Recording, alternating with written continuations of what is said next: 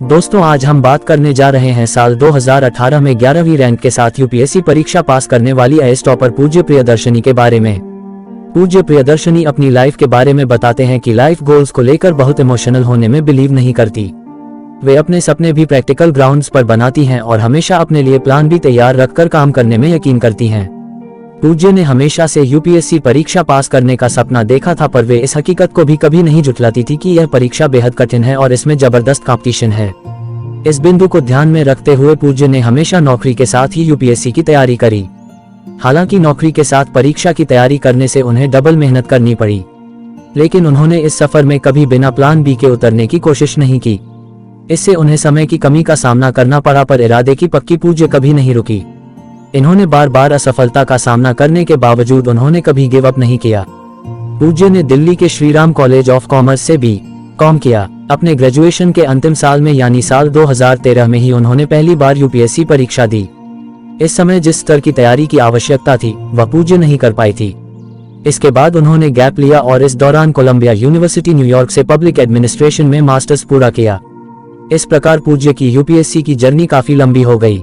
फिर उन्होंने अपनी तैयारी के साथ 2018 में यूपीएससी एग्जाम में फिर से बैठी और उनका चयन चौथे अटेम्प्ट पर 2018 में हुआ।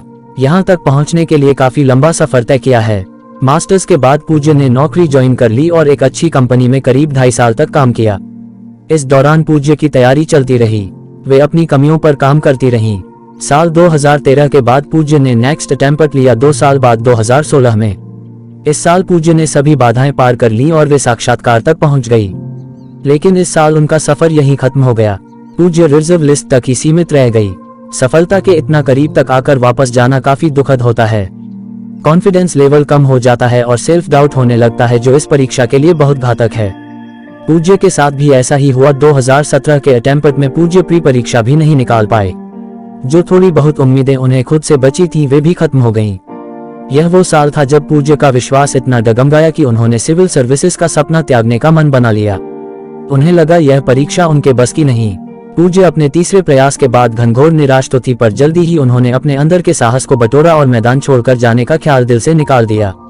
पूज्य के माता पिता दोनों सिविल सर्वेंट हैं। शायद इसी वजह से पूज्य हमेशा से इस क्षेत्र में जाना चाहती थी। उन्होंने बचपन से देखा था कि इस फील्ड के लोग कैसे काम करते हैं और कैसे लोगों के जीवन पर उनका सीधा प्रभाव होता है। अपने बचपने के सपने को वह इतनी आसानी से नहीं छोड़ पा रही थी।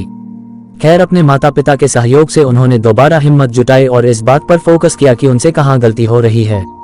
अपनी गलतियों को सुधारकर पूज्य ने फिर से कोशिश की और इस बार न केवल परीक्षा पास की बल्कि ऑल इंडिया रैंक 11 के साथ टॉपर भी बनी।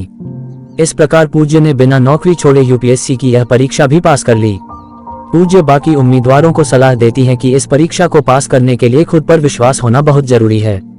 सेल्फ डाउट होने पर इंसान बहुत पहले ही हार जाता है। इसके साथ ही वे कहती हैं कि चूंकि इस परीक्षा की अवधि बहुत लंबी होती है, इसलिए लगातार मोटिवेशन लेते रहना बहुत जरूरी है।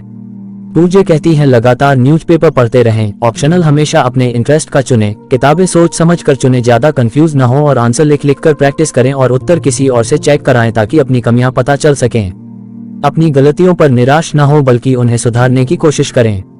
सबसे जरूरी बात धैर्य रखें, क्योंकि इस परीक्षा में समय देना पड़ता है। यहाँ रातों रात कुछ हासिल नहीं होता। दोस्तों, ऐसे पूज्य के जीवन संघर्ष की कहानी जीवन में कई बार बड़ी असफलताएं आएंगी जो पूर्ण रूप से निराश कर देंगी, पर यही वो मौके हैं जब खोई ताकत को फिर से इकट्ठा करके दोबारा उठ खड़े होना है। अगर इरादे मजबूत हों तो कभी कभी देर से ही सही पर मंजिल मिलती जरूर है।